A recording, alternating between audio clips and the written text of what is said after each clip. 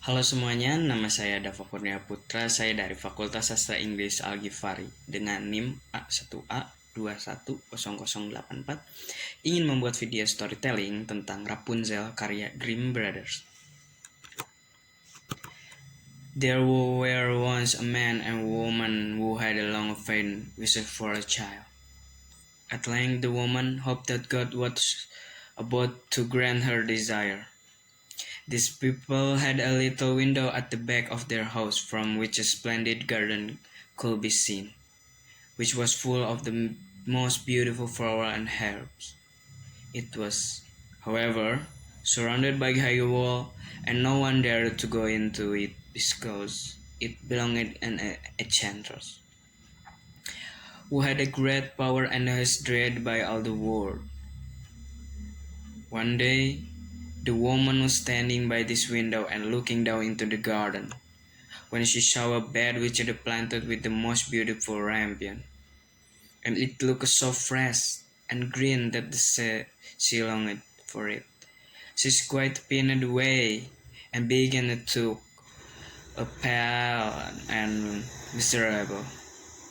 Then her husband was alarmed and asked, "What ails you, dear wife?" "Ah," she replied, "if I can eat some of the rampion which is in the garden behind our house, I shall die." The man who loved her told, "Sooner let your wife die. Bring her some of the rampion yourself. Let it cost what it will at the twilight." He clambered down over the wall into the garden of the enchantress. Hastily clutched a handful of the rampion, it took his wife. She at once made herself a salad of it and ate it greedily. It tasted so good to her, so very good. The next day she longed for it 3 times as much as before. If he was have any rest, her husband must once more descend into the garden. In the gloom of the evening, therefore, he let himself down again, but when he had clambered down the wall, he was terribly afraid, for he saw the enchantress standing before him. "How can you dare," said she with angry look, "descend into my garden and steal my rampion like a thief? You shall suffer for it." "Oh," answered he, "let mercy take the place of justice. I only made up my mind to do it of necessity. My wife saw your rampion for the window, and felt such a longing for it that she would have died if she had not got some to eat." Then the enchantress allowed her to be softened and said to him, "If the case be as you say, I will allow you to take away with you much as a rampion as you will. Only I make one condition. You must give me the child which your wife will bring into the world. It shall be well treated, and I will take care for it like a mother." The man in his terror consented to everything, and when the woman was brought to bed, the enchantress appeared at once, gave the child name of the Rapunzel, and took it away with her. Rapunzel grew into the most beautiful child under the sun. When she was 12 years old, the enchantress shut her into a tower which lay in the forest, and had neither stairs nor door, but quite at the top was a little window. When the enchantress wanted to go in, she pledged herself beneath and cried. Rapunzel had magnificent long hair, fine as spun gold, and when she heard the voice of the enchantress, she unfastened her braided tresses, wound them round one of the hooks of the window above, and then hair fell 20 ells down, and the enchantress climbed up by it. After a year or two, it came to pass by the king's son rode through by the forest and passed by the tower. Then he heard a song, which was so charming that he stood still to listen. This was Rapunzel, who in her solitude passed her time in letting her sweet voice resound. The king's son wanted to climb up to her and looked for the door of the tower, but none was to be found. He rode home, but the singing had so deeply touched his heart that every day he went out into the forest and listened to it. Once, when he was thus standing behind a tree, he saw that a enchantress came there, and he heard how she cried. Then Rapunzel let down the braids of the hair, and the enchantress climbed up to her. "If that is the ladder by which one mounts, I too, I too will try my fortune," said he. And the next day, when it began to grow dark, he went to the tower and cried. Immediately the hair fell down, uh, and the king's sons climbed up.